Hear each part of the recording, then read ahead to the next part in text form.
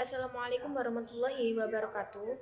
Perkenalkan, kami dari kelompok 8 Fikih Siasa Kontemporer HTN 5B yang beranggotakan saya Hana Nurnas'a, Alfa Duratul Farida, Rizky Saputra, dan Ahmad Zaki Alvarez akan mempresentasikan hasil kerja kelompok kami yang berjudul Problematika Kepemimpinan Non-Muslim dalam Islam, Studi Kasus Bupati dan Gubernur Non-Muslim dalam Perspektif Siasa Syariah. Yang pertama, kepemimpinan bupati dan gubernur non-muslim menurut sistem ketatanegaraan Indonesia. Secara historis, eksistensi kepala daerah non-muslim di daerah dengan mayoritas muslim di Indonesia telah memunculkan polemik beda pendapat sedari awal berdirinya Negara Kesatuan Republik Indonesia. Indonesia merupakan negara kesatuan yang memiliki banyak ras, suku, dan agama. Sebagai negara hukum, Indonesia sangat menjunjung tinggi hak individu setiap warga negara sesuai dalam Undang-Undang Dasar 1945 Pasal 28D ayat 1, yaitu setiap orang berhak atas pengakuan, jaminan, perlindungan, dan kepastian hukum yang adil serta perlakuan yang sama di hadapan hukum. Dengan adanya pasal ini yang membuat setiap orang dapat mencalonkan dirinya sebagai seorang pemimpin. Kemudian, kepemimpinan non-muslim menurut hukum tata negara Indonesia selalu menjadi perdebatan para pakar hukum dan para ahli pemikir politik Islam di Indonesia yang secara tidak langsung menimbulkan pro dan kontra di kalangan para pakar dan masyarakat. Jika ditelaah lagi, kepemimpinan atau pemimpin dalam konteks hukum tata negara Indonesia dapat dirinci sebagai berikut. A. Pembukaan UUD 1945 tidak membedakan adanya perbedaan suku, bangsa, budaya, agama, dan lain-lain. Maka setiap orang berhak menjadi pemimpin Indonesia selagi pemimpin itu berkewarganegaraan Indonesia dan mampu menjalankan tugas dan kewajiban yang ia tanggung. B. Kandungan dan implementasi Undang-Undang Dasar 1945 yang ditujukan kepada seluruh warga negara Indonesia tanpa membedakan perbedaan suku, budaya, bangsa, agama, dan lain-lain. C. Warga negara Indonesia jika dilihat dari kandungan Undang-Undang Dasar Negara 1945 mendapat prioritas utama dalam mengelola negara Indonesia untuk maju atau bahkan mundur, sebagaimana kandungannya yang berbunyi Persatuan Indonesia. Hal itu menunjukkan untuk mencapai suatu negara yang adil dan makmur, maka seluruh warga Indonesia harus menjaga persatuan. Kemudian D. Tidak ada satupun ketentuan perundang-undangan yang melarang adanya pemimpin dari kalangan non-muslim sebagai bupati, gubernur, hingga presiden sekalipun. Assalamualaikum warahmatullahi wabarakatuh. Di sini saya akan membahas bab 2, yaitu tentang ketatanegaraan Indonesia. Secara historis, eksistensi kepala daerah non-muslim di daerah dengan mayoritas muslim di Indonesia telah memunculkan polemik beda pendapat. Sedari awal berdirinya Negara Kesatuan Republik Indonesia, pada persiapan pembentukan konstitusi, Soekarno dalam pidatonya berawal dari kata muqaddimah sampai kata maka, disusunlah kemerdekaan kebangsaan Indonesia yang berbentuk dalam suatu susunan negara Republik Indonesia yang berdaulat dengan berdasarkan kepada ketuhanan dengan kewajiban menjalankan syariat Islam bagi pemeluknya. Di sana terjadi peristiwa penting di mana perwakilan dari non-muslim kala itu menolak 7 frase dalam rencana pembukaan Piagam Jakarta karena bagian tersebut mendiskriminasi golongan-golongan minoritas yang ada di Indonesia. Alhasil, dihapuskanlah 7 frase tersebut dan menjadi ketuhanan yang Maha Esa. Dalam konteks hukum tata negara Indonesia dapat dirinci sebagai berikut. Nomor 1, pembukaan Undang-Undang 1945 tidak membedakannya adanya perbedaan suku, bangsa, budaya, agama, dan lain-lain. Yang nomor 2 yaitu kandungan dan implementasi Undang-Undang Dasar 1945 yang ditujukan kepada seluruh warga negara Indonesia tanpa membedakan perbedaan suku, budaya, bangsa, agama, dan lain-lain. Yang C yaitu warga negara Indonesia jika dilihat dari kandungan Undang-Undang Dasar 1945 mendapatkan prioritas utama dalam mengelola negara Indonesia untuk maju atau bahkan mundur, sebagaimana kandungannya yang berbunyi persatuan Indonesia, hal itu menunjukkan untuk mencapai suatu negara yang adil dan makmur, maka seluruh warga Indonesia harus menjaga persatuan. Tidak ada satupun ketentuan perundang-undangan yang melarang adanya pemimpin dari kalangan non-muslim sebagai bupati, gubernur, hingga presiden sekalipun. Baik, di sini saya akan menjelaskan pandangan ulama terkait kepemimpinan bupati dan gubernur non-muslim. Di antara ulama yang memperbolehkan adanya pemimpin non-muslim yang kemudian memimpin orang-orang muslim antara lain adalah Thoriq Al-Bisri, Muhammad Abduh, Asgar Ali Enginer, Abdullah Ahmad Al-Naim, dan Muhammad Toha. Mereka ini merupakan intelektual muslim modern yang memiliki ide terobosan terbaru dalam melihat pesan-pesan Al-Quran. Bahkan mereka memiliki metodologi baru dalam menafsirkan ayat-ayat Al-Quran yang berbeda dari ulama tafsir sebelumnya. Menurut Asgar Ali Enginer, kebanyakan mufassir klasik ini memperlakukan ayat-ayat Al-Quran secara teologis. Karena dipahami secara teologis, maka penafsiran-penafsiran yang muncul cenderung bersifat dogmatis, jauh dari konteks sosiologis.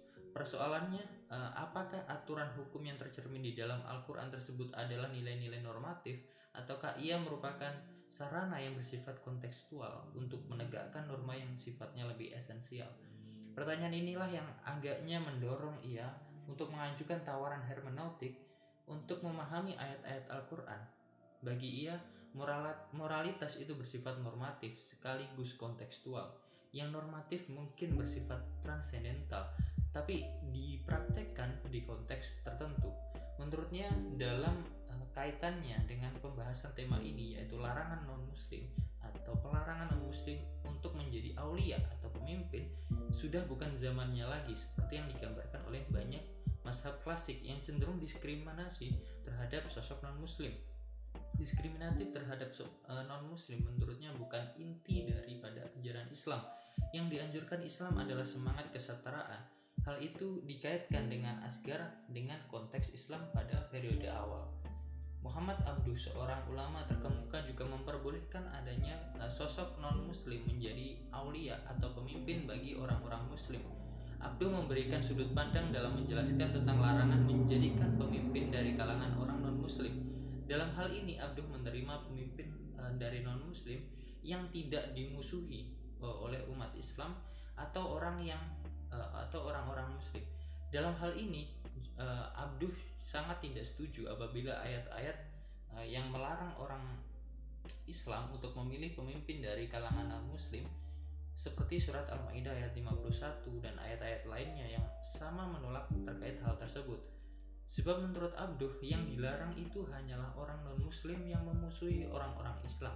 Abduh mendasarkan pendapatnya atau pikirannya dengan Quran surat Al-Mumtahanah ayat 9, di mana Allah berfirman yang artinya kurang lebih adalah, sesungguhnya Allah hanya melarang kamu menjadikan sebagian kawanmu orang-orang yang memerangimu karena agama dan mengusir kamu dari negerimu dan membantu orang lain untuk mengusirmu, dan barang siapa menjadikan mereka sebagai kawan, maka mereka itulah orang-orang yang zalim. Pendekatan yang dipakai oleh Muhammad Abduh dalam memperbolehkan non-muslim sebagai pemimpin adalah, pertama, larangan tersebut hanya berlaku jikalau non-muslim menzalimi orang Islam. Kedua, Abduh melihat bahwa larangan tersebut tidak relevan lagi pada masa sekarang, karena non-muslim juga dilindungi hak-haknya sebagaimana pernah dilakukan oleh Nabi SAW ketika memimpin kota Madinah. Ketika ada dalil-dalil dalam Al-Quran yang mendukung untuk memberikan keadilan seluas-luasnya kepada orang non-muslim. Sementara dari kalangan ulama yang tidak memperbolehkan adanya pemimpin dari kalangan non-muslim, semisal Syekh Imam Qurtubi, kemudian Ibnu Katsir, dan Imam Ibnu Muthir. Syekh Qurtubi misalnya berpendapat bahwa pemimpin harus dipegang oleh umat muslim, dan bahaya jika jabatan pemimpin dipercayakan pada sosok non-muslim. Beliau mengatakan pada masa sekarang ini keadaan sudah terbalik dan berubah sedemikian rupa hingga umat muslim mempercayakan semuanya kepada orang-orang kafir, dan keadaan umat muslim sekarang ini semakin terpuruk menurutnya. Selanjutnya, Ibnu Katsir juga mengemukakan gagasannya bahwa riwayat dari Khalifah Umar ditambah ayat di atas adalah dalil bahwa orang kafir dhimmi tidak boleh dikerjakan sebagai juru tulis sehingga merasa lebih tinggi dari kaum muslim dan mengetahui rahasia-rahasia umat muslim, sehingga dikhawatirkan akan disampaikan kepada musuh atau orang kafir yang lainnya. Demikian halnya dengan Ibnu Munzir yang berpandangan bahwa seluruh ahli ilmu bersepakat bahwa orang kafir sama sekali tidak atau tidak diperbolehkan menjadi pemimpin bagi kaum muslimin pada keadaan apapun.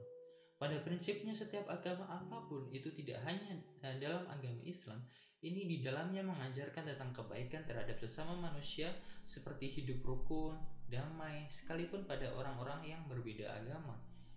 Maka tidak ada salahnya kita sebagai warga Indonesia yang hidup dalam keanekaragaman ini untuk hidup rukun berdampingan. Perbedaan pendapat di antara ulama hendaknya tidak kita sikapi secara berlebihan oleh masyarakat, khususnya di Indonesia. Indonesia sebagai negara demokrasi sudah sepatutnya menghargai hak-hak orang lain termasuk non-muslim dalam memimpin pemerintahan di daerah maupun di pemerintahan pusat. Sementara bagi mereka yang berpandangan bahwa tidak seharusnya non-muslim ini menjadi pemimpin bagi mereka, hendaknya mereka bisa secara bijak menerima dan menyadari bahwa negeri ini itu beragam, dan hakikat dari keberagaman diciptakan oleh Allah Subhanahu wa taala adalah untuk saling mengenal dan mencintai satu sama lain, bukan berkonflik dan saling menyakiti. Terima kasih. Kesimpulan, pada persiapan pembentukan konstitusi Soekarno dalam pidatonya yang berawal dari kata Mukadimah sampai kata, maka disusunlah kemerdekaan kebangsaan Indonesia yang berbentuk dalam suatu susunan negara Republik Indonesia yang berdaulat dengan berdasarkan kepada ketuhanan dengan kewajiban menjalankan syariat Islam bagi pemeluknya. Tidak ada satupun dari ketentuan perundang-undangan di atas yang mengharuskan kepala daerah haruslah seorang yang beragama Islam.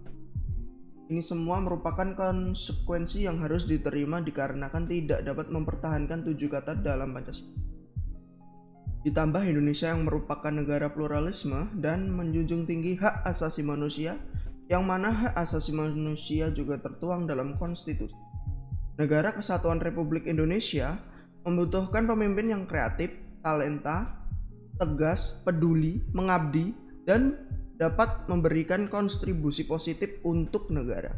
Calon pemimpin yang memiliki sifat-sifat ini dapat diyakini dapat membawa negara yang di dalamnya syarat muatan pluralitas, dan pluralitas itu harus dijaga tetap harmonis dalam keseimbangan yang kreatif, sehingga dapat memajukan kehidupan bangsa secara keseluruhan. Perbedaan pendapat di antara ulama hendaknya tidak disikapi secara berlebihan oleh masyarakat di Indonesia khususnya. Indonesia sebagai negara demokrasi sudah sepatutnya menghargai hak-hak orang lain termasuk non-muslim dalam memimpin pemerintahan di daerah. Sementara bagi mereka yang berpandangan bahwa tidak seharusnya non-muslim menjadi pemimpin mereka, hendaknya secara bijak mereka tersebut dapat menerima dan menyadari bahwa negeri ini beragam dan hakikat keberagaman diciptakan oleh Allah Subhanahu wa taala adalah untuk saling mengenal dan mencintai satu sama lain, bukan berkonflik dan saling menyakiti. Lalu saran. Dari penjelasan mengenai problematika kepemimpinan non-muslim dalam Islam, studi kasus bupati dan gubernur non-muslim dalam perspektif siasah syariah, kepemimpinan non-muslim yang selalu menjadi perdebatan para pakar hukum dan para ahli pemikir politik Islam di Indonesia, yang secara tidak langsung menimbulkan pro dan kontra di kalangan para pakar dan masyarakat. Jika ditelaah lagi kepemimpinan atau pemimpin dalam konteks hukum tata negara terkait masalah kepemimpinan muslim, bahwa negeri ini beragam dan keberagaman yang diciptakan Allah Subhanahu wa taala untuk saling mencintai, mengenal yang lain, dan bukan berkonflik. Sekian dari kami. Wassalamualaikum warahmatullahi wabarakatuh.